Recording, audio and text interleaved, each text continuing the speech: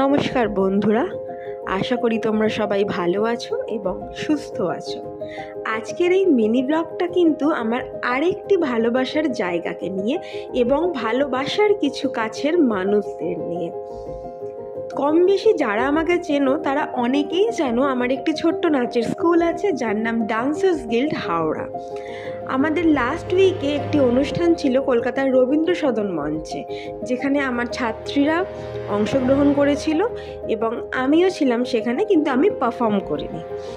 তো এই অনুষ্ঠানে আমি অনেক দিন পর মা আর বাবাইকে নিয়ে গেছিলাম। অ্যাকচুয়ালি কী হয়, কাছাকাছি অনুষ্ঠান হলে আমি চেষ্টা করি যদি সম্ভব হয় সেখানে মা আর বাবাইকে নিয়ে যাওয়ার, কারণ ওনারাও খুব পছন্দ করে। তো যাই হোক, এখানে গ্রিন রুমে চলছে প্রস্তুতি, আর একদম খুদে সদস্যদের এটা কিন্তু ছিল প্রথম মঞ্চে মানে উপস্থাপনা, যেটার জন্য ওরাও খুব এক্সাইটেড ছিল আর আমি এক্সাইটেড তো ছিলামই, তার সাথে একটু ভয়ে ভয়ে ছিলাম।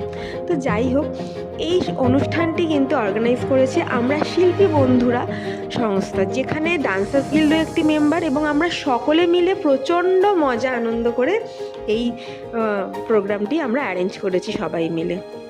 আর বাইরে পড়ছিল ভীষণ বৃষ্টি সেদিনকে, আর আমাদের ডান্সার্স গিল্ডের উপস্থাপনাও ছিল এসো শ্যামল সুন্দর, মানে বর্ষার গানের ওপর। তো সব মিলিয়ে একটা দারুণ সন্ধে কেটেছিল।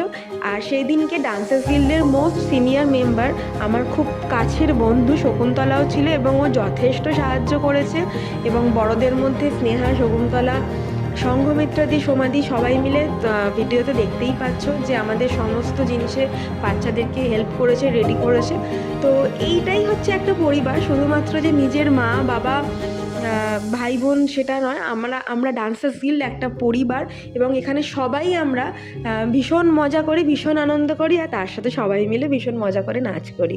তো আশা করি সামনে আরও কিছু ব্লগ আনবো যেখানে আমি আমার এই পরিবারকেও দেখাতে পারবো। তোমরা সাথে থেকো, আর ভালো লাগলে ভিডিওটা লাইক আর একটা সাবস্ক্রাইব করে দিও।